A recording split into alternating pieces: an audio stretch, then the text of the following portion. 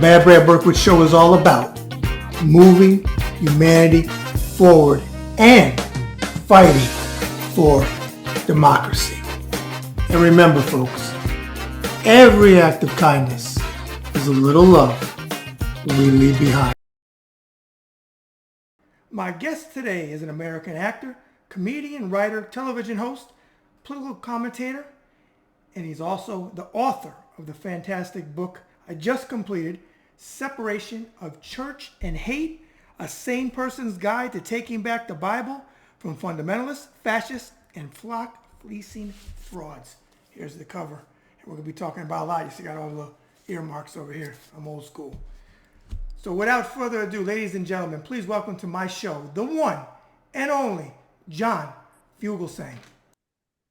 Well, first of all, John, welcome to the show. I appreciate you coming on today. Thanks so much for having me. Absolutely. We're going to start off talking about your book and then go into the second half of 360 conversation. I always start out like this.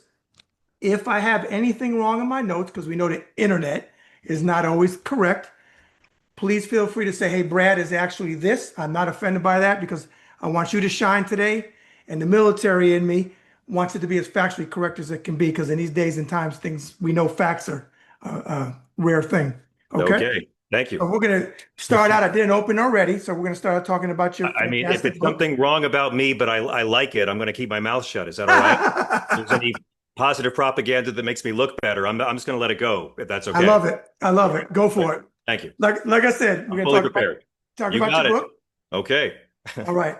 What I would like to do is start out asking you about, in the beginning, you dedicate your book to your mother, Peggy, and Jack, also known as, I don't want to say it wrong. She was known as Sister, how do you say it? Damien. Okay, it is Damien. Okay.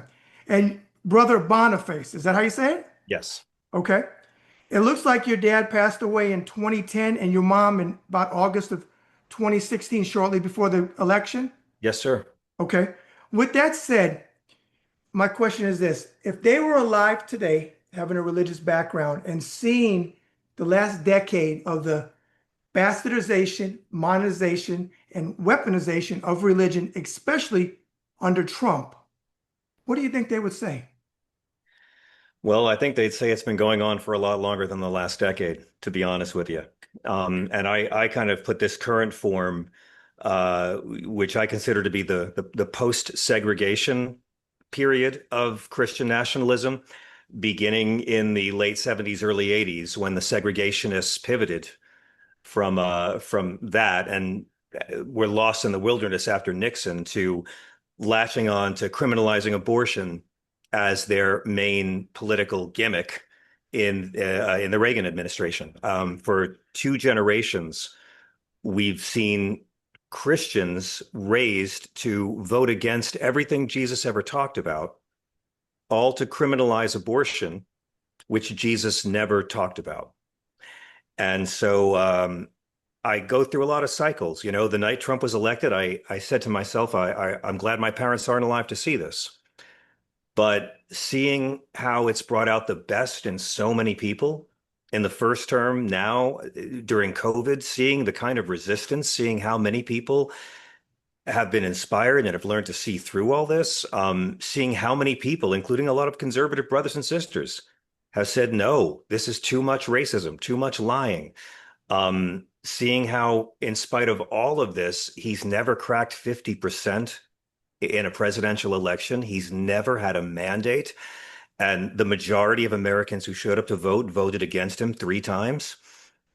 So every time I feel like I'm glad my parents aren't alive to see this, I think about how inspired I've been by all the different ways people have pushed back, from artists to the judicial branch, to some politicians, to just grandmas. I mean, just citizens who aren't even famous, and kids on social media. And I always wind up thinking, wow, I wish my parents were alive to see this. Okay. Want to read something, then we'll talk about it on the other side. One of the biggest things I loved about your book is we share receipts to back up things we say. Facts are facts, no matter what Kellyanne Conway started in Magaville with the alternate facts bullshit. So my question is this: with so much quoted scripture in your book, and you addressing it in at times a very funny but straightforward way, Were you even surprised as you were writing your book on how bad it is today with these Christian nationalists who have hijacked, in my opinion, religion to do nothing but evil with it? No, um, I haven't been surprised since the Iraq War.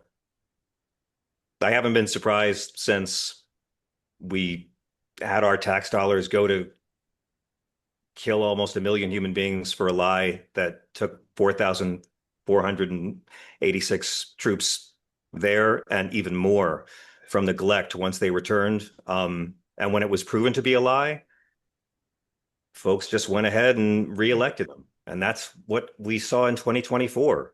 They knew he lost. They knew those cops were beaten for a lie. They knew he'd lied to them during COVID. They didn't care he had lied. They voted for, just as they voted for Bush, knowing he had lied to them and Americans had died. They voted to reelect Trump, knowing he had lied to them and Americans had died. This is what a certain kind of right-wing Christianity can do. It is a right-wing Christianity that doesn't stand up to power like Jesus did. It worships power and grovels before power. And we got to be honest at this point. This strain of Christianity in this country doesn't care about the teachings of Jesus. They don't care about religious freedom. They No. care about conservative Christian domination of culture and society and governance. That's it. That's their creed, their own power. Okay. Read something else and we'll talk about it on the side. I Right on. did 20 years and 28 days in the Navy during War and Peace. Thank you for your service. Thank you. I appreciate it. You can see my shadow box, my career behind me.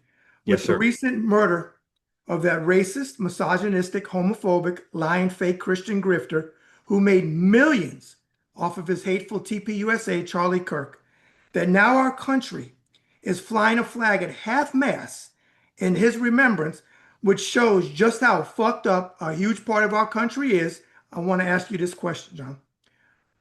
What do you see when you see the flag flown at half mast for someone, like I said, as evil as Kirk, by Trump, who wanted it like that, but had the flag put up for President Carter, who I think was a true Christian, in my personal opinion, Yes, sir. and John McCain, whether politics aside, he was, and I will argue with anybody about this, was a war hero Yes, during he was. Vietnam. He was He was. captured. He was, as you know well, 5.5 years in Hanoi Hilton. He couldn't lift his own arm up to comb his own hair. So he's untouchable. And No, I've he's seen, untouchable because he was offered to go home. He thank was you. a child of privilege. Yes. He was another fortunate son, like a Romney, like a Bush, like a Trump. And he was offered to go home because of who his dad was, and he Yeah. wouldn't do it. And one And do his that's father was why, a rear admiral. That's right, John, in the United States Navy. Thank you for bringing it up. that's why John McCain was a hero. Yes. So what I want to ask you is, as an American, what do you see when you see a flag at half mast for Charlie Kirk? Look, it's tragic and it's wrong and it's perverse after what he did to President Carter. A man with any sense of confidence in himself would not have raised the flag for Jimmy Carter. A goddamn man would have said, God bless President Carter and his life of service in his speech and looked like a goddamn man because he did it. Donald Trump's parents didn't raise a man. That's why they had to send him to military school. And there he only learned how to haze people and get off on Mhm. cruelty. And this is a performative kind of Christianity. I say in the book, if your church isn't telling you to love your enemies, but it's telling you who your enemies are, you're not in a real church. Here's the thing about Charlie Kirk's death. This was someone who came at me a couple times. All those awful things he said, I don't need to repeat them because they're out there now. There are thousands of internet memes. In fact, there's literally millions of Americans who didn't know the racist, bigoted, sexist, blasphemous things Charlie Kirk has said over the years. And now millions more Americans will know it because of this disgusting murder. And that is another level of tragedy to all this that I just ask people to consider. Like, when this happened, I was like, "Oh my God, you idiots! I didn't believe the left could do this. It didn't make sense to me. You know, the people who want less gun violence generally aren't the ones doing the gun violence. We're trying Correct. to make it harder for it to Correct. happen. And I pray that maybe some conservatives, now that someone they care about has been killed, will say, "Hey, maybe we should do more to stop emotionally unstable 20-somethings from getting their hands on a weapon." But in the case of Mr. Kirk, all that stuff that he said, it's all true and it's all out there. I mean, and they're already trying to spin it.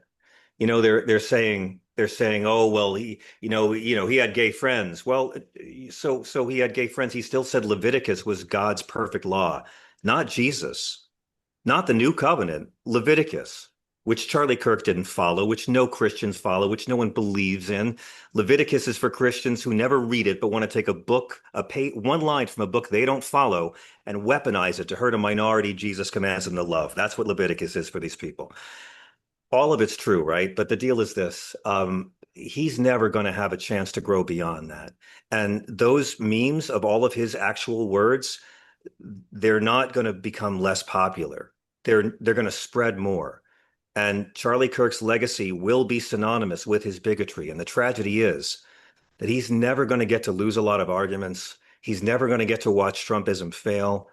And he's never going to have a chance to open up his mind and grow like a man. He was 31, and his job was being well compensated for normalizing white supremacy to college students. That's what he got rich Yeah, doing. That's what he was yeah, rewarded for. But he's never going to get to have a black friend or an immigrant friend or a gay friend. He's never going to get to meet a trans person and hit it off and have his heart opened and his mind expanded. He never gets that because of another faceless coward with a gun who Charlie fought to have a gun. And we'll never know, right, how much growth the guy could have had. Look at how many people, and this is one of the themes of my book, how many people have talked so many parents and grandparents out of homophobia in the last 30 years. We've seen moral and spiritual growth in these right-wing Christians. It's possible it can happen. And now it won't for this guy. And they're deifying him now. But what it really says to me is how scared they are, like they're trying to make this a presidential Medal of Freedom moment. I mean, a right-wing Republican kid kills a right-wing Republican kid for not being Nazi enough. Allegedly, this is what it looks like the right. motivation would have been. And I mean, they're trying to rig Texas 15 months before the midterms. Yeah, Like they're so scared. He's passing a flag burning executive order that does nothing because they're hoping someone will light a flag on fire and they can show it on Fox News to scare the white folks at night. yeah. To me, it just shows like this is going to be forgotten in 2 weeks, just like the church shooting 2 weeks ago was forgotten. And if Charlie Kirk had been a little kid killed in school, Republicans would have already forgotten about Oh, him. absolutely. Thoughts and prayers, and we would have moved on. Yeah. Yeah. Yeah. The, Okay. the, the flag half mast shows me that they're so scared of the Epstein files and Trump's incompetence and poor health and the tariffs and the shittiness of their policies that they're trying to throw up propaganda like this and exploit another guy, just as they exploited Benghazi, people they don't actually care about beyond how they can weaponize a murder to hurt people they already hate. Okay. On page 7, you wrote the following: Christian nationalism is also becoming an umbrella term for all kinds of right-wing zealotry. I couldn't agree more and want to use a perfect just days ago example. Cockeyed Kash Patel, the woefully inept FBI director, went to the podium and said, and I quote word for word, "Rest now, brother," in reference to Charlie Kirk. "We have the watch, and I will see you in Valhalla." First of all, John, you know as well as I do that he shouldn't have said that as the FBI director because you're not supposed to make it personal. So That stupid. was an idiot comment. Yep. Second of all, by saying because of the investigation with the shooter Tyler Robertson, what went through your mind when you heard cockeyed Kash Patel saying this effing BS? What went through my mind was that somewhere in hell, J. Edgar Hoover is wearing a dress. And he's delighted that he's no longer the most humiliating FBI director in history. So I was happy for J. Edgar Hoover's ghost on that day. Better writers than me have talked about how this was a Hindu dude talking about a Protestant using Norse mythology. I mean, it's just stupid. He doesn't know what he's talking about. It's video game terminology. He's an ignorant dude, bro. And he got the job because he's an obedient dude, bro. Yeah, Donald Trump has not hired anybody because they're competent or good at their job. He's hired them for two reasons. The Heritage Foundation told him to, or they are blindly obedient in their unmanly servitude. And Kash Patel's a bug who can be easily crushed as soon as something's embarrassing and Trump doesn't want to stick into him. Same with Hegseth. He's going to cut these guys loose as soon as he needs to blame them for something. So yeah, he's inconsequential, but I just want to say it again, like he's out there saying, "Oh, this because we let police do police work." No, you clown. uh, his dad turned him Turned in. them in. I Yep. mean, they can't even lie straight. Like Yeah. they're not even concerned with facts because they know the audience at Fox News doesn't mind if they get the facts wrong. Right. And his number two, who's a scumbag too, Dan Bongino, he's Yeah. such a tough guy. When I went after him on Twitter, he blocked me. The second at the FBI blocked me. Yeah, Laura well, Loomer, all these people, when you go after them with facts and call them on their bullshit, they block you. Giuliani, all of them. I've been I blocked by know. all of them. I'm I'm not on sure. Twitter Listen, anymore, but they I block. don't want to go after Bongino too hard because I'm a liberal, so I care about the unemployed, and he'll be on that line very soon. Okay. I have things in my fridge that are going to last longer than Dan Bongino's career in Oh, government. there we agree. Yeah. All right. You mentioned, if I recall correctly, in your book that you don't belong to either party, right? Is that No, correct? correct. Okay. What I want to ask you is, you did acknowledge, though, that one party is attempting to do things Jesus would have done, and that was the Democrats. And you said they're not doing everything, but they're doing more than the right, They're correct? far from it. They're far from what Jesus tells us to do. Right. Far from the You're Democratic talking about the Party is Democrats, right? far from, they're so far from what Jesus tells us to do, but they are light years closer to it than Yes. Donald Trump's Republican Party, which is existing to give the finger to the things Jesus actually talked about. And this, to me, I've always thought is the key for progressives and Democrats and everybody else. Even you don't need to believe the Bible is literal fact to cite it to call out their spiritual BS and take away their camouflage. Okay. And we agree there. I absolutely agree with you. My question off of that talking point is, Democrats and Republicans fall into this one. Why do you think they have not finally went after churches and taken tax exemption away when they talk politics and they're not supposed to? Who, Democrats? Both. They both do it. Joe Because Biden didn't go after them. you answered your own question. They both do it. Yeah, right. But it's because of donations in their coffers. Do you think that's what Yeah. it is? It's endorsements. Yeah. It's endorsements. I mean, it doesn't matter. That's what it is. And you know, show me the president, Democratic or liberal, who's going to go after a church for endorsing a political point of view. I can't imagine what that would look like. I can't imagine the government trying to fine a church, impose a sanction on a church, attack a church for something. I mean, I think what we need to talk about is when these churches are getting political, are they talking about things Jesus actually said? Like, don't execute people. Individuals and nations need to care for the poor and the sick.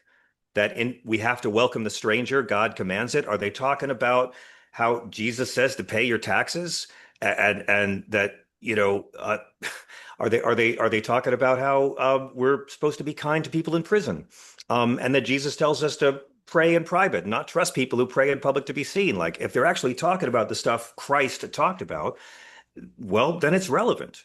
If they're trying to say the Muslims are bad or women, the government should be able to tell citizens they have to be pregnant against their will, or gay people are evil and clearly God put them here by mistake, or transgender people deserve to be ridiculed and scorned and rebuked, or the poor are dirty, or immigrants should be called illegals when they're really Christian refugees. If your church is full of that, you don't need to take away their tax exempt status. Call them out for fake Christianity. The media won't do it, and the Democratic Party sure won't do it. So I wrote this book to help you know the Bible verses you'll need when debating your racist uncle, because 9 times out of 10, these people haven't read the Bible, and they're counting on you not having read it either. Okay. On page 23 of your book, you wrote, Jesus disdained wealth and earthly power and challenged traditional laws of his own faith. He rejected earthly materialism, renounced the idea of revenge, and commanded us to welcome the stranger. You said no. You said, right, Donald Trump being, taking a shot at Trump.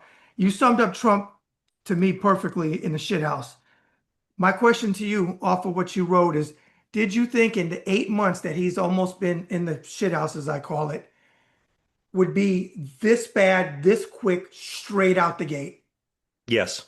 Okay, I did too. But I want to say I wouldn't have been surprised if he hadn't been. If he had just been golfing and banging hookers and, giving away executive orders to be nothing, it would, like, I didn't know he was going to so colossally give his followers a reason to deny they ever supported him in 10 years. You try finding a right-wing guy who'll defend Bush and Cheney now. Think about how much they hated us for criticizing Bush and Cheney 20 years ago. That's right. All those terrorist lovers, freedom haters. Yep. We were proven right. They hated us even more. Trump came along and said, Bush and Cheney lied to you, and boom, the monster found a new Dr. Frankenstein. The cult had a new leader. And so this authoritarian canceled out the last one. That's their religion, authoritarianism. Yeah. Liberals always say, how can these guys be all about cops and always offending cops who shoot unarmed black men, and then watching a bunch of thugs beat up cops on the Capitol steps? Yeah. Like, because their religion is authoritarianism. They always respect the authority figure who's biggest. So if a cop's murdering an unarmed black kid, they don't need to know the facts. They defer to the authority figure. But if that same cop is in the way of a bigger authority figure, if that same cop is blocking Donald Trump and that cop is protecting democracy, then that cop's a problem and has to be gotten out of the way. They're completely consistent. They worship power. Yeah. That's the entire movement. And that's how you know it's got nothing to do with Jesus. Well, off of your talking point, I'm a year older than you when I researched you. You never would have saw somebody in the past sit with Frank Luntz, another one I can't stand, and say McCain wasn't a war hero because he was captured from a guy that took five fake deferrals. That would have been the end. Gary Hart had a woman sit on his lap on Monkey Business the Boat. That was the end of him as the Democratic candidate. Trump's on camera bragging about sexual assault. Donald Trump had cops beaten for a lie. Yes. It is a cult. Yeah. A cult Absolutely. of immoral, unmanly obedience. And that is why they use religion as their camouflage. And that's why I wanted to write this book, because there's enough people in this country who were raised Christian and remember that Jesus was not about this. And enough people who are now spiritual because they got turned off to organized religion, or people still in a church and they know somehow none of this is of Jesus. And I wrote this book for them. And I wrote this book because it's the book I wish someone had given me when I was 17. And I didn't understand how Christians on the TV could be so mean to gay people and non-white people. And now I get it a lot better. It's got nothing to do with Jesus. He's the prop they wave around, and you don't need to believe in all of the Bible as literal fact to challenge these people using the scripture. And in many cases, if it's a loved one, they may appreciate that you took the time to debate them using their own scripture rather than just call them superstitious or racist. Actually, I think you get a lot farther trying to show how, using the Bible, how Jesus wasn't an immigrant-hating homophobe than if you just call your uncle an immigrant-hating homophobe. Show him how Jesus wasn't one of those, and then let them argue with Jesus. Make them argue with God. God commands the Israelites to welcome the stranger and treat the alien as one of your own. Jesus goes a step further and says that individuals and nations will be judged by how we welcome the stranger in Matthew 25. I'm not saying we shouldn't have standards on who comes in the country, but these are Christian refugees that we've been brainwashed to call illegals. So ask your racist uncle, why should I listen to you and Donald Trump and reject the direct commandments of God and Jesus? We don't have to fight them. Let them fight the Bible. Okay. Last thing I want to ask you on your book, and actually not in your book, but it's something as I read your book, it just kept coming back to me. In 2001, country music legend Alan Jackson, I know you know who Alan Jackson is, of course, wrote a song about the tragedy of 9/11 attacks in our country. The song was called "Where Were You When the World Stopped Turning?" And in the chorus, one of the lines says, "But I know Jesus and I talk to God, and I remember this from when I was young. Faith, hope, and love are some good things he gave us, and the greatest is love." As I was reading your book and you talk about Jesus and the way you lay it out, even with your humor, because you're extremely funny and you're really a good writer, and the way you go with facts and the way you do it makes it even more enjoyable. But what I want to ask you is this. I have said many times, if Jesus were to come back to earth and was on stage with Trump at one of his Hitler rallies with his hateful cult, and the announcer said, "We have a cross here to crucify either Jesus or Donald Trump," this cult, which I agree with you, would have to decide poor Jesus is going 0 for 2 because they would crucify him and save Trump. Yes, What do you think of that point? Trump's Barabbas. They chose Barabbas. I mean, that's what they did. They chose the racist over the mixed race lady. They chose the 34-time convicted felon sex predator over the prosecutor. They chose the rapist over the woman. They knew what they were getting, and they can pretend it's about Christianity, but that's a lie. And that's why I wrote the book. We don't need to hate them to be able to, it's not unlike what Charlie Kirk did. He didn't really win debates. He was able to be the most relaxed guy in the debate because he would go up against someone who didn't know what they were talking about, these college kids. You watch him go up against university students in Britain and he gets slaughtered. Yes. Uh, in most cases, these right-wing Christians do not know the Bible. So when you're at the cookout or at the Thanksgiving dinner and you're dealing with your right-wing loved one and they want to go there, I say try to avoid it, talk about sports or Star Wars. But when you got those right-wing Christians who believe in a talking snake, but they don't believe in love your enemies, this book will give you the ammo you need, because on every issue that divides us, even if you don't believe in Jesus, if you're debating a Christian nationalist, Jesus is probably on your side already. Okay. All right. We're going to take a short commercial break. Then we're going to segue into the 360 part where it's just fun, random questions. I'm Whatever you say terrified. is what it is. Terrified. What have you got in store for me?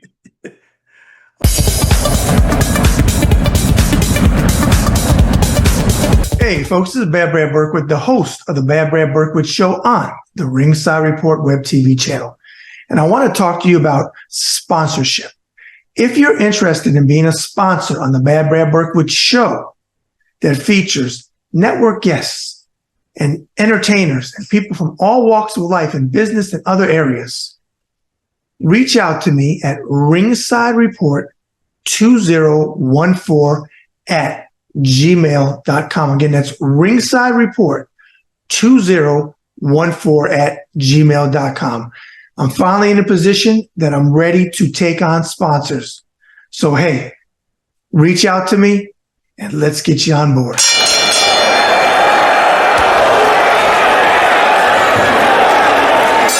I want to talk to you about my book, Boxing Interviews of a Lifetime. If you watch my show, The Bad Brad Berkwitt Show, you know that I love doing 360 conversations with all types of people.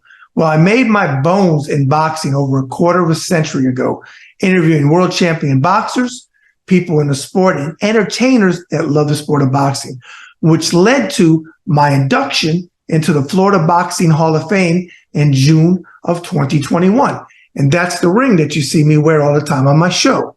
Well, if you like to pick up my book, Boxing Interviews of a Lifetime, go to authorhouse.com. Again, that's authorhouse.com. And if you would like to get it personally inscribed or inscribed for somebody that you're sending it to as a gift, you can reach out to me and we can arrange for something as well. All right, we're now back. John, first one out the gate is, what is your favorite genre of movies? Wow.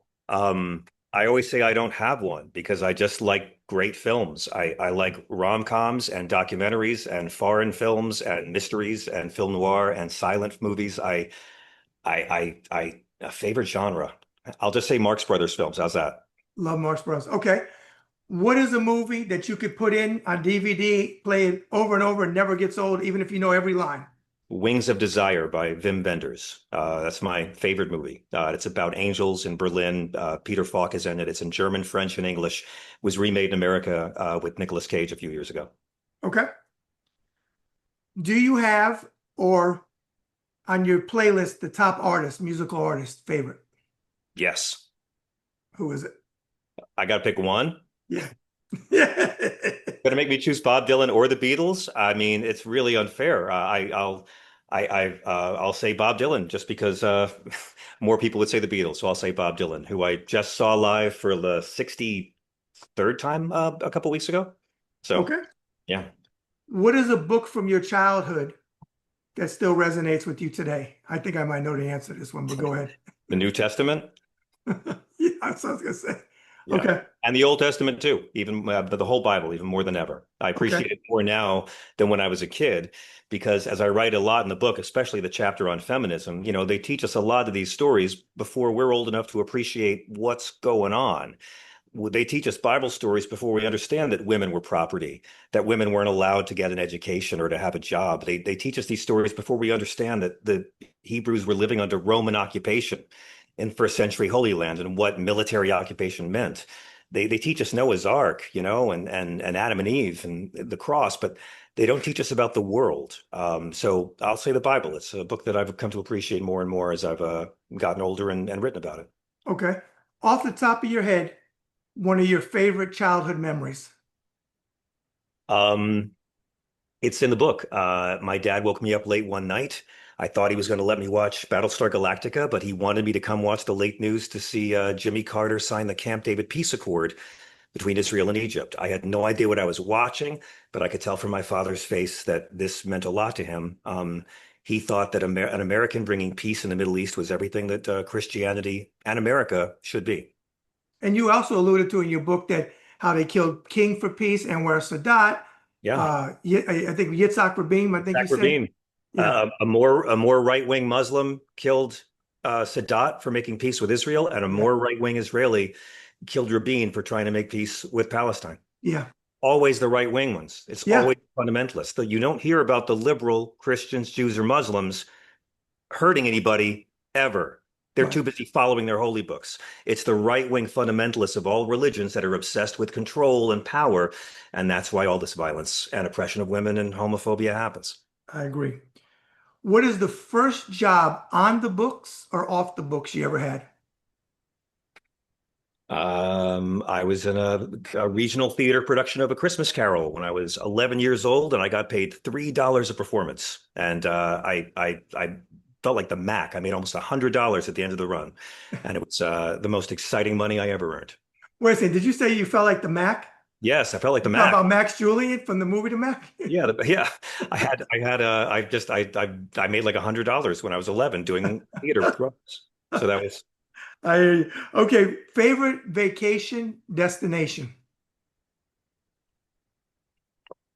Oh wow! Can it be a place place I've been? You mean it should be a place I've been Wherever before? you, yeah, whatever it is, whatever your pick is. Oh Lord, I don't know. I just like going down to see the folks in Virginia Beach, where my mom's from. Okay, That's where I like to go and bring my kid and see the family, and there's something for everybody in Virginia Beach.